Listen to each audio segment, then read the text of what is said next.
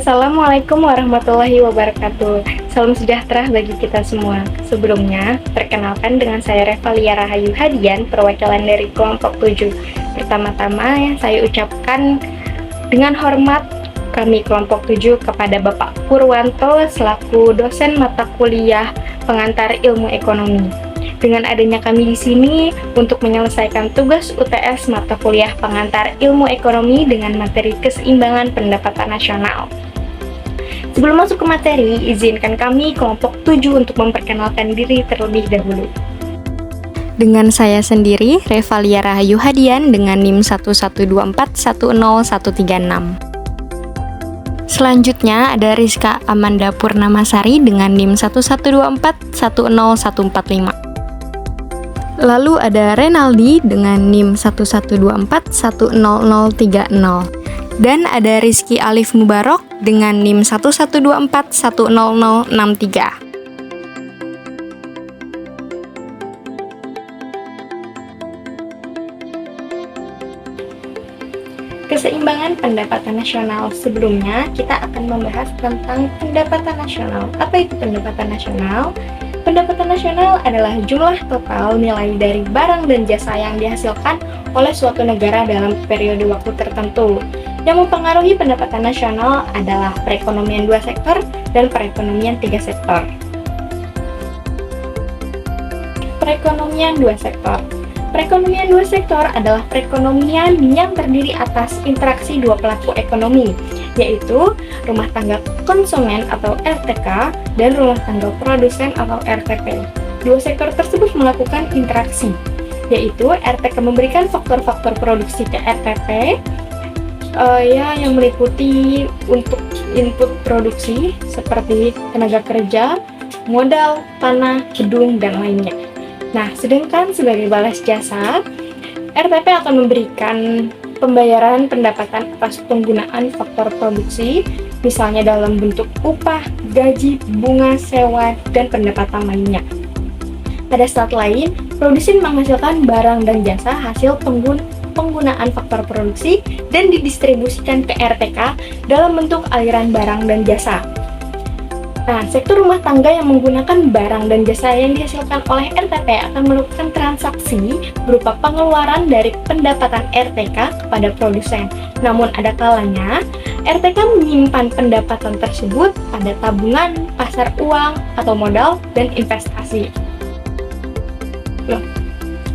Keseimbangan pendapatan nasional merupakan keseimbangan antara pendapatan keseluruhan dengan pengeluaran keseluruhan, atau disebut dengan pengeluaran agregat atau aggregate expenditure.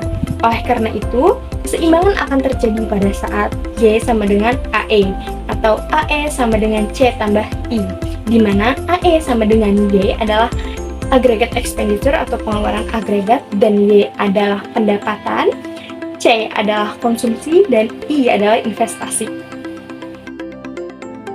Perubahan terhadap konsumsi dan tabungan akibat dari pendapatan memberikan suatu fenomena yang digambarkan oleh MPC atau Marginal Propensity to Consume dan MPS atau Marginal Propensity to Save.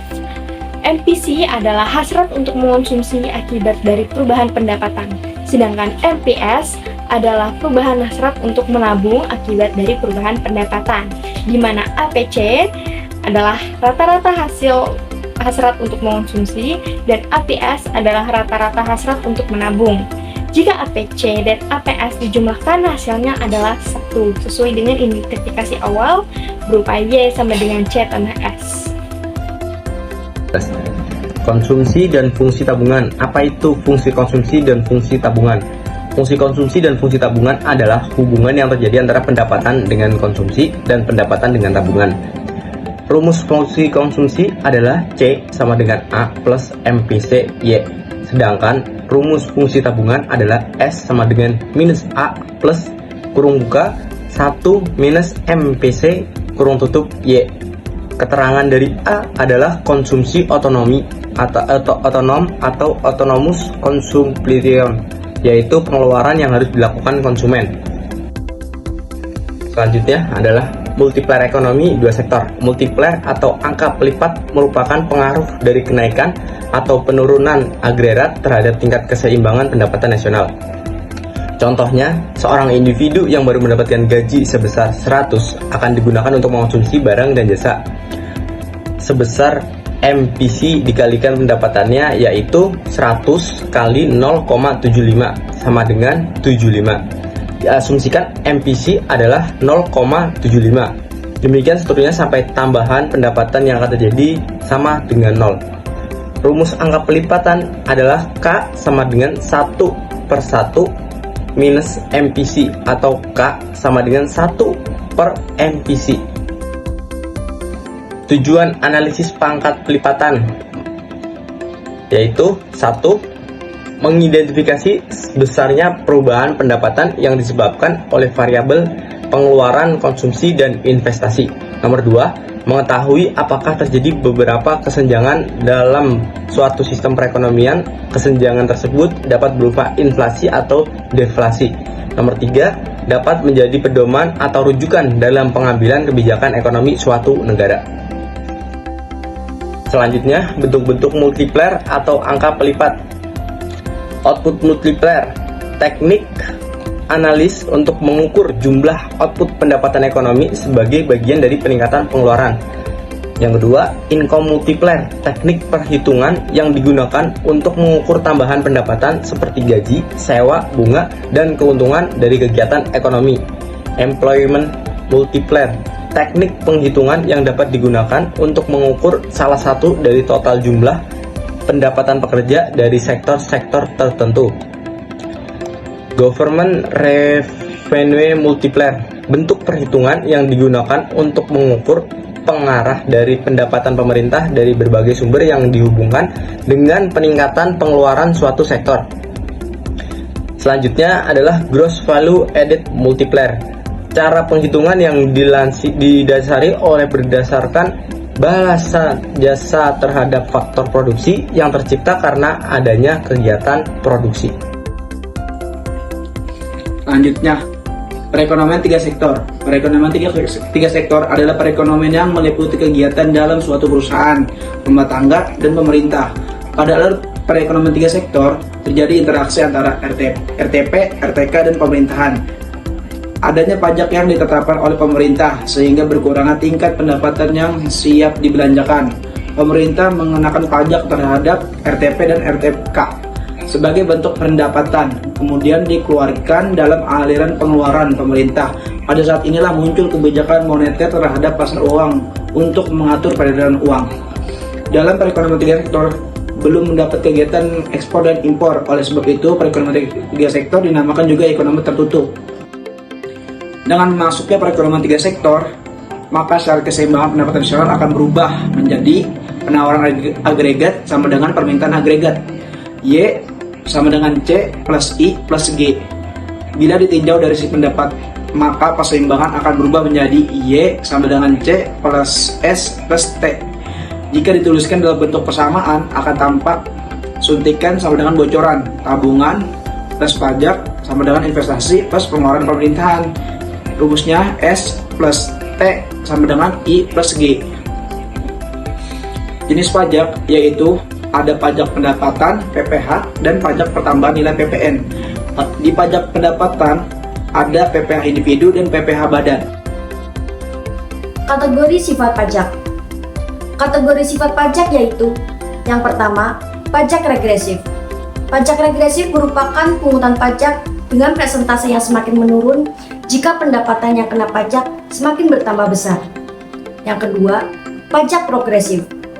Pajak progresif merupakan pungutan pajak dengan persentase yang semakin naik jika pendapatan yang kena pajak semakin bertambah besar. Yang ketiga, pajak proporsional. Pajak proporsional merupakan pungutan pajak dengan persentase yang tetap, berapapun besarnya pendapatan yang kena pajak. Yang keempat, pajak tetap atau lump sum tax. Pajak tetap atau lump sum tax merupakan pungutan pajak dengan nilai yang tetap, berapapun besarnya pendapatan yang kena pajak. Dengan adanya pajak, jumlah pendapatan akan berkurang yang besarnya adalah sejumlah pajak yang dikenakan. Pendapatan yang siap dikonsumsi setelah membayar pajak disebut dengan pendapatan disposable atau YD. Bila mana T adalah pajak yang dikenakan, maka rumus pendapatan disposable dapat ditulis sebagai YD sama dengan Y dikurang T.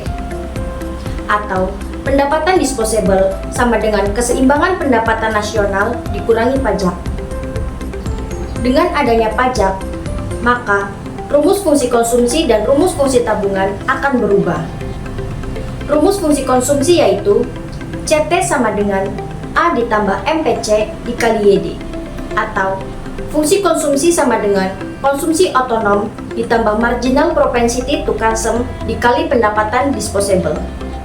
Sedangkan rumus fungsi tabungan yaitu ST sama dengan min A ditambah MPS dikali YD, atau fungsi tabungan sama dengan min konsumsi otonom ditambah marginal propensity to save dikali pendapatan disposable.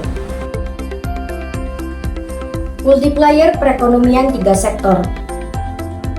Efek multiplier akibat adanya perubahan pendapatan pada perekonomian 3 sektor akan memberikan hasil berbeda bagi pajak tetap dan pajak proporsional.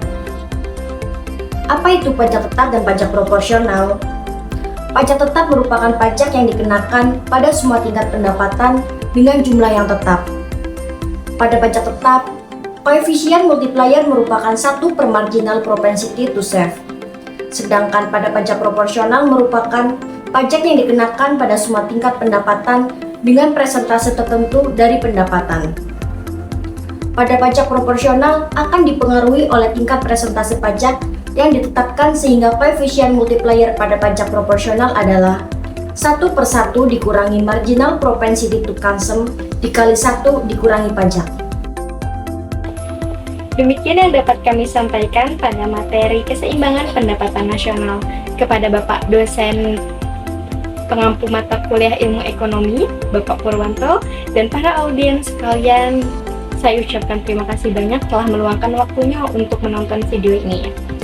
Terima kasih, semoga bermanfaat. Wassalamualaikum warahmatullahi wabarakatuh.